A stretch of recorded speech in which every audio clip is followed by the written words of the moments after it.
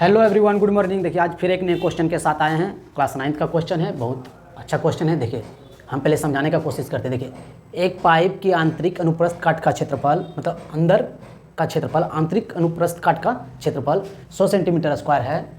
इस पाइप की 10 मीटर लंबाई में कितना पानी समा जाएगा। देखिए एक पाइप है, सुनिएगा, एक पाइप है, ठीक है, ये मानिए ना, ये पाइप है, ठीक है, मान के चलिए ये पाइप है। बोल रहा है कि पाइप के अंदर, ये अंदर का, बाहर का नहीं, अंदर का क्षेत्रफल, ठीक है, इधर का क्षेत्रफल कितना है 100 सेंटीमीटर स्क्वायर। और ये पाइप कितना लंबा है, ये लंबाई कितना है, ये पाइप है 10 मीटर लंबा, ठीक है, कितना मीटर, 10 मीटर लंबा। तो बोल रहा है इसमें कितना पानी समा जाएगा, कितना पानी समा जाएगा। चलिए देखेंगे इसमें कितना पानी समा जाएगा, ठीक है। इस पर क्वेश्चन करते हैं पहले। चलिए देखिए क्या बोल रहा है, एक पाइप के आंतरिक अनुप्रस्थ काट का क्षेत्रफल, ठीक है। तो पहले लिखेंगे पाइप का अनुप्रस्थ काट का क्षेत्रफल बराबर, लिखेंगे पाइप का अनुप्रस्थ काट का क्षेत्रफल बराबर कितना सेंटीमीटर है, 100 सेंटीमीटर स्क्वायर, ठीक है। और लंबाई कितना है, लिख देते हैं लंबाई बराबर कितना दिया हुआ है, 10 मीटर, 10 मीटर। अच्छा मीटर है तो इसको सेंटीमीटर में बदल लेते हैं। 1 मीटर बराबर 100 सेंटीमीटर, तो 10 मीटर बराबर कितना होगा, 1000 मीटर, 1000 सेंटीमीटर। ये समझ में आ रहा है ना, क्योंकि चूँकि लिख देते हैं ब्रैकेट, चूँकि 1 मीटर बराबर 100 सेंटीमीटर है ना, इसलिए 10 मीटर बराबर 1000 सेंटीमीटर, ठीक है। क्या पूछ रहा है, इसमें कितना पानी समा जाएगा, मतलब जो पाइप का आयतन है वो आयतन ही पूछ रहा है। पानी समाने का मतलब ही हुआ है कि उसका पाइप का आयतन पूछ रहा है। पानी समाने का मतलब ही हुआ है कि उसका आयतन पूछ रहा है, ठीक है। चलिए देखिए, तो लिखेंगे आयतन बराबर किसका आयतन, पाइप का आयतन, लिख देते हैं पाइप का आयतन बराबर, है ना। पाइप का आयतन बराबर क्या हो जाएगा, हमारा जो क्षेत्रफल है, मतलब आयतन में क्या होता है, लंबाई, चौड़ाई और ऊंचाई। इसमें तो जो लिखे थे उसमें तो अंदर का भाग में लंबाई और चौड़ाई दिया हुआ था, ऊंचाई नहीं दिया हुआ था, नहीं ना, मतलब कि तीनों लिख लेंगे, क्योंकि अगर दो उसमें दिया हुआ है, लंबाई और ऊंचाई दिया हुआ है, या फिर चौड़ाई और ऊंचाई दिया हुआ है, तो लंबाई तो नहीं ना दिया हुआ है, तीनों लिखेंगे, है ना। तो अनुप्रस्थ काट का क्षेत्रफल लिख लेंगे, इसमें अनुप्रस्थ काट का क्षेत्रफल, काट का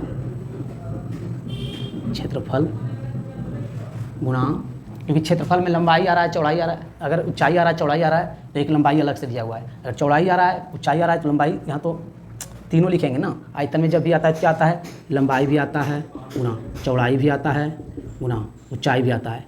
लेकिन क्षेत्रफल में दो ही चीज़ आता है, दो कंपोनेंट, लेकिन आयतन में तीनों आता है ना। तो एक तो ये भी साइड में लिखा हुआ है, इसको भी लिखेंगे, है ना। चलिए आयतन, पाइप का आयतन बराबर अनुप्रस्थ काट का क्षेत्रफल गुणा लंबाई, पाइप का लंबाई, ठीक है।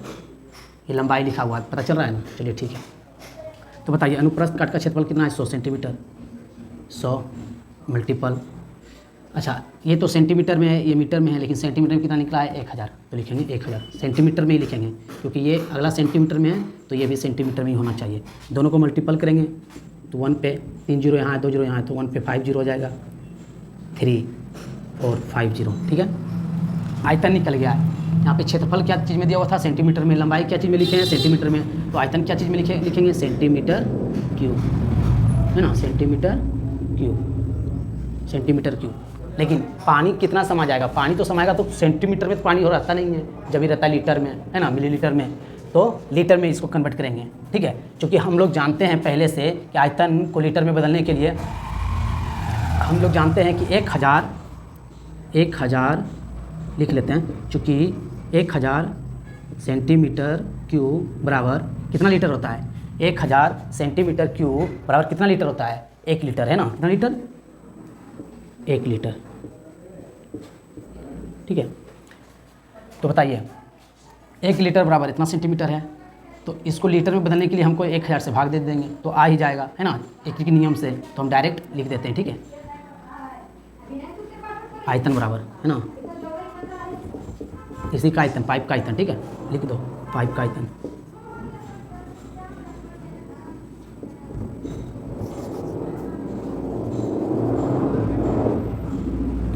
पाइप का आयतन बराबर है ना, इतना निकला है सेंटीमीटर क्यूब में, लेकिन लीटर में हम बदलेंगे, है ना। ये तो आयतन निकल ही गया है, कितना पानी रहेगा सेंटीमीटर क्यूब रहेगा, लेकिन हमको लीटर में बदलना है। तो क्या करेंगे, 3 0 4 0 5 0, इसमें कितना से भाग दे देंगे, क्योंकि 1000 सेंटीमीटर क्यूब बराबर 1 लीटर, तो 1000 से भाग दे देंगे।